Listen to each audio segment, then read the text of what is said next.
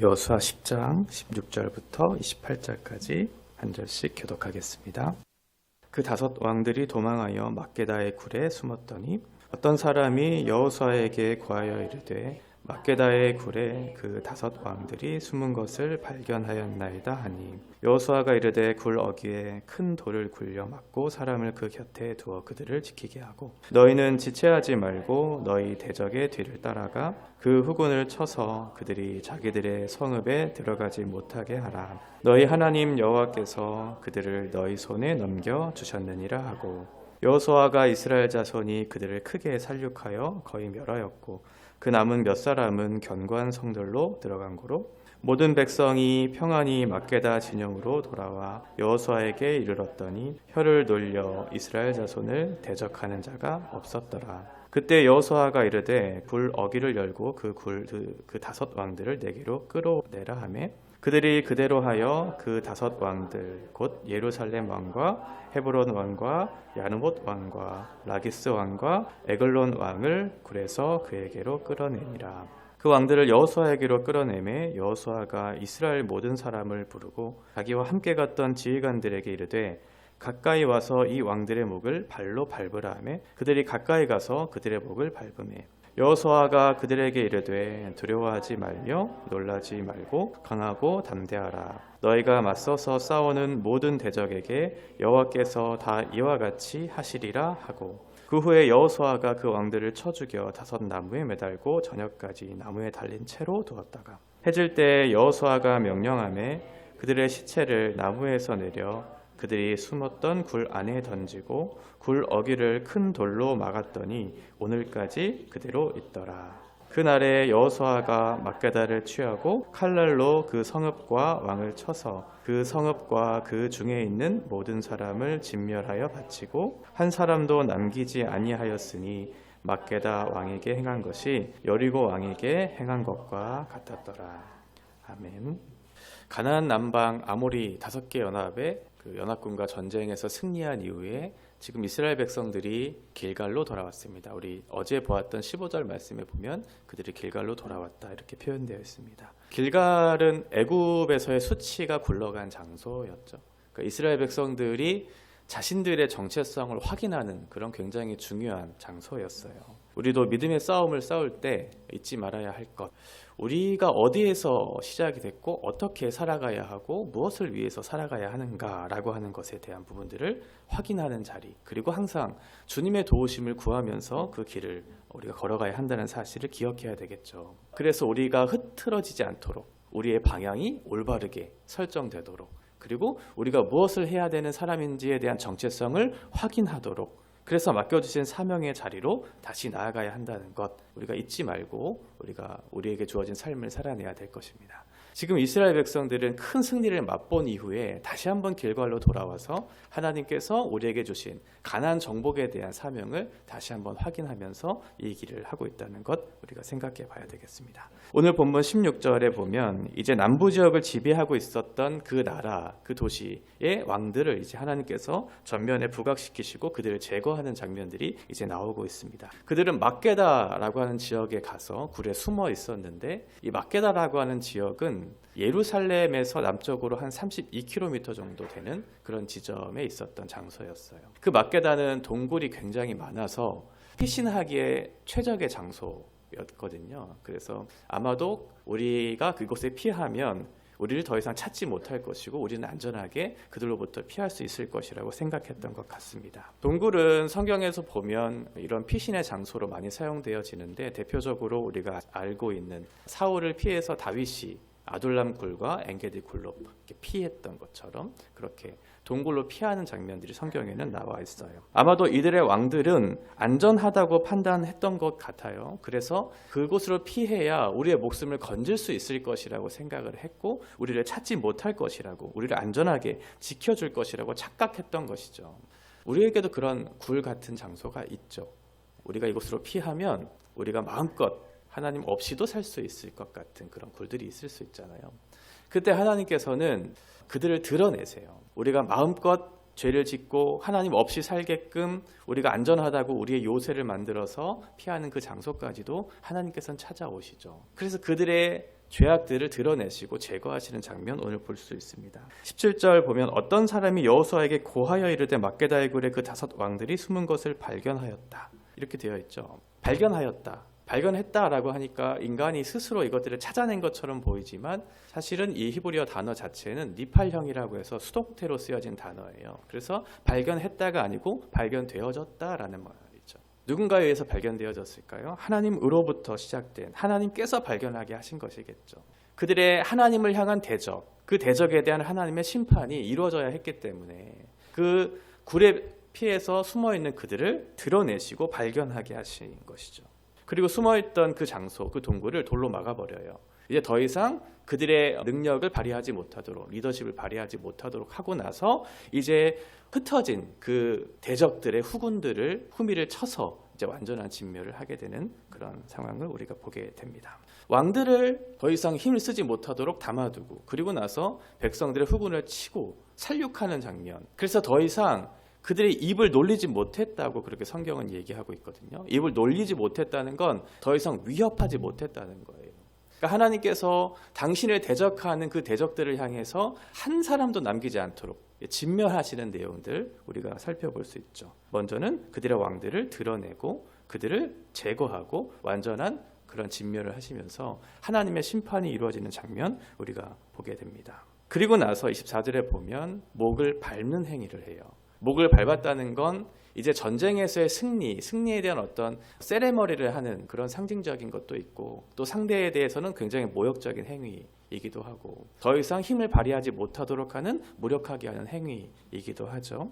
이 성경에서 목과 관련된 여러 가지 표현들이 나타나고 있는데 이 목은 그 사람의 마음의 상태를 보통 이렇게 얘기할 때 써요. 목을 굳게 했다. 목이 곧았다. 라고 하는 것은 하나님에 대한 마음의 상태, 그들의 완악한 상태, 하나님 앞에 회개하지 않고 하나님 앞에 잘못을 뉘우치지 않는 그런 패역한 마음의 상태를 얘기할 때 보통은 목이 곧았다, 목이 굳었다 이런 표현을 하거든요.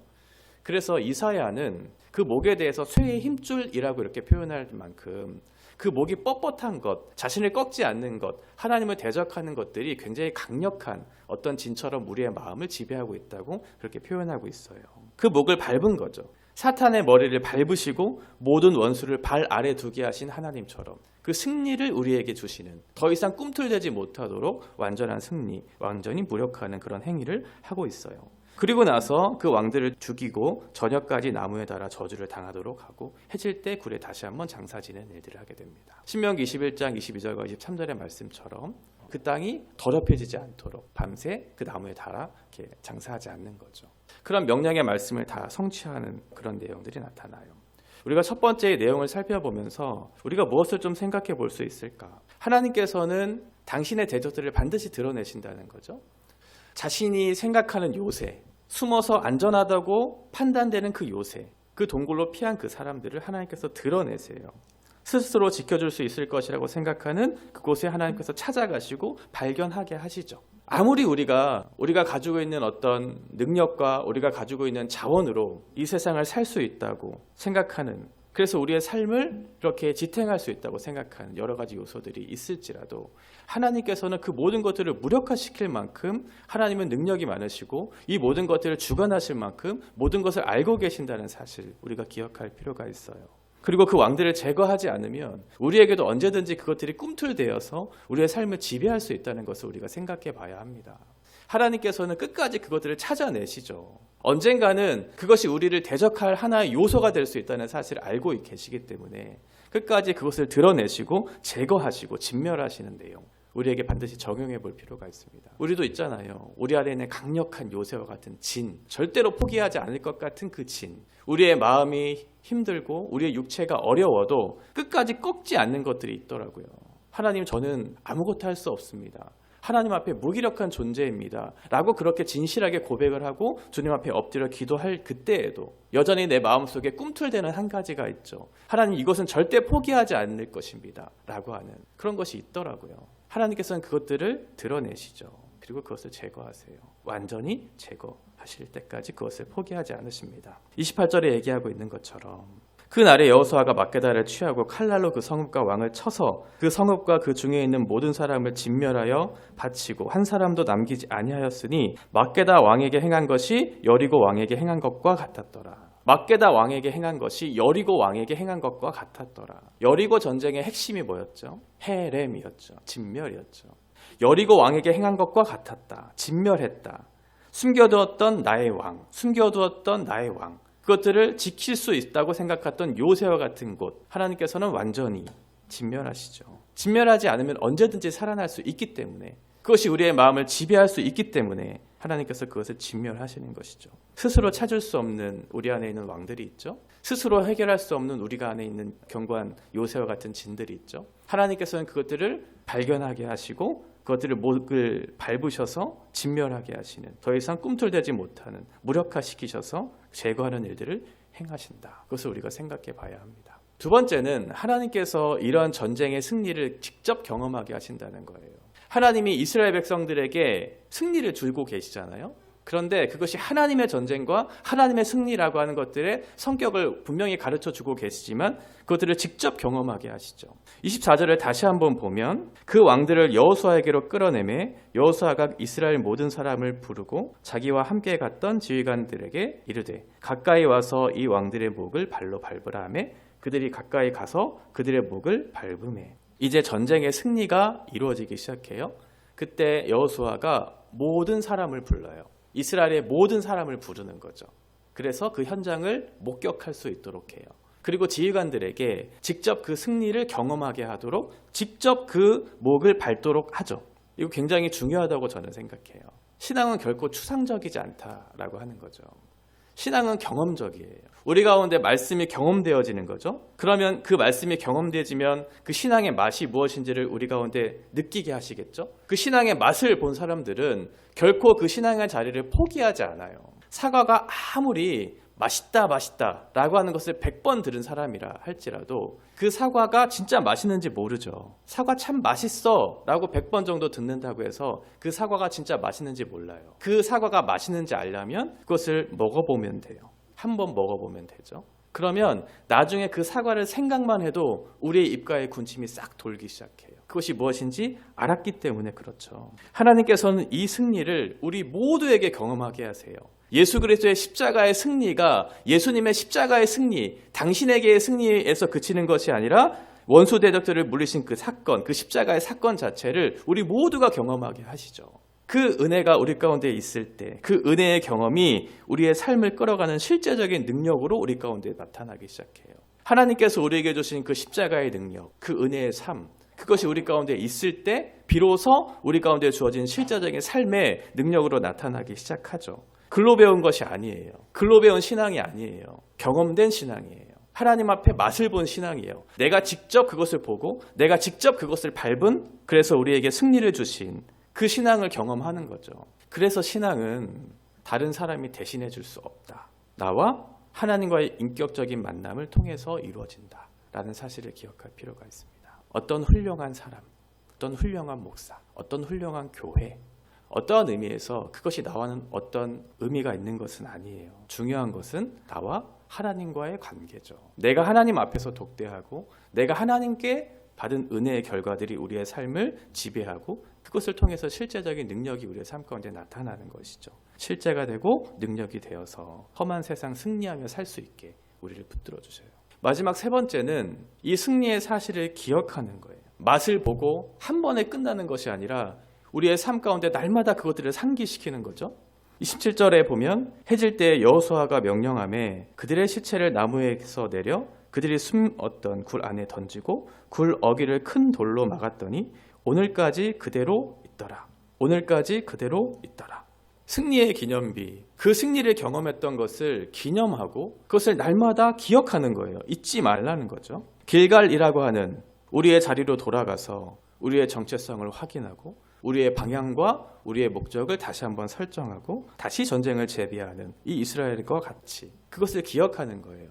하나님께서 우리에게 승리를 주셨지. 그리고 그 승리를 맛보게 하셨지. 그것을 날마다 상기시키는 거죠. 그래야 우리에게 주어진 영적인 싸움에서 지지 않고 이길 수 있어요. 우리는 날마다 끊임없이 영적인 전쟁을 하고 있잖아요. 하나님이 오늘 우리에게 주신 말씀이 있고 그 은혜가 있고 그 은혜를 붙잡고 살아야지 고백을 하고 결단을 하지만, 그러나 매 순간 찾아오는 상황적인 것, 사람을 통해서 주어지는 여러 가지 영적인 상황들이 우리의 마음을 힘들게 할 때가 있죠. 그때 기억하는 거예요. 우리에게 이미 승리가 주어졌지. 나의 연약한 마음, 나의 불순종한 태도, 이런 것들 때문에 그렇게 낙심하고 절망으로 그렇게 있는 것이 아니고, 우리의 상황과 우리의 형편과 상황에는 상관없이 이미 우리에게 승리를 주신 예수 그리스도의 십자가를 생각하는 거예요. 그리고 우리에게 주어질 그 영광의 날을 소망하면서 확신 가운데 선포하는 거죠. 이미 우리에게 그것을 주셨다. 그것을 기억하면서 이 길을 한 걸음 한 걸음 걷기 시작하는 거죠. 사탄은 우리의 마음을 너무나 잘 알아서 우리가 생각하는 마음의 죄와 우리의 행동의 죄를 날마다 상기시켜요. 그래서 그 가운데 좌절하고 낭망하도록 우리의 마음을 이렇게 분주하게 하죠. 그러나 우리가 기억할 것은 우리에게 이미 주어진 그 승리를 기억하는 것입니다. 그리고 다시 한번 우리에게 주어질 앞으로의 전쟁을 대비하면서 우리의 방향과 우리의 목적을 설정하고 우리의 정체성을 확인하는 것, 이것이 필요할 것 같습니다. 오늘 말씀을 정리해 보면, 첫 번째는 내 안에 숨어있는 왕들, 그것을 지키게 하는 큰 요새와 같은 동굴, 그것을 안전하다고 스스로 생각하면서 하나님을 피하는 그 자리, 우리에게는 없는가 생각해 봐야 되겠죠. 그리고 두 번째는 직접 그것을 밟아 이기는 경험, 우리에게 하셨다는 것 생각해 볼 필요가 있습니다. 단순한 십자가의 승리로, 하나님 안에서의 그 십자가의 승리로만 끝나는 것이 아니라 당신의 백성들에게 그 십자가의 승리를 경험하게 하시고 누리게 하시는 그 사건이라는 것을 우리가 생각하고, 마지막 세 번째는 그 승리를 날마다 기억하는 거예요. 그리고 묵상하면서 오늘 하루를 살아내는 거죠. 성령께서 드러내게 하신 예차, 우리 안에 있는 죄를 드러내게 하실 때 우리는 선포해야 돼요. 예수 그리스도의 십자가의 보혈의 승리가 우리 가운데 있다. 그리고 그 승리를 경험하게 하실 때 실제적인 능력이 우리의 삶 가운데 있게 될 것이고, 날마다 그것들을 묵상하며 기억하며 살아갈 때 우리의 어떠함이 아니고 하나님의 어떠하심을 인해서 우리가 날마다 승리할 수 있게 될 것입니다. 오늘 하루도 예수 그리스도의 십자가의 그 승리, 우리에게 주신 이미 확신된 그 믿음을 가지고 오늘도 주어진 삶을 성실하게 하나님 앞에 나아가는 저와 여러분 되시기를 바랍니다.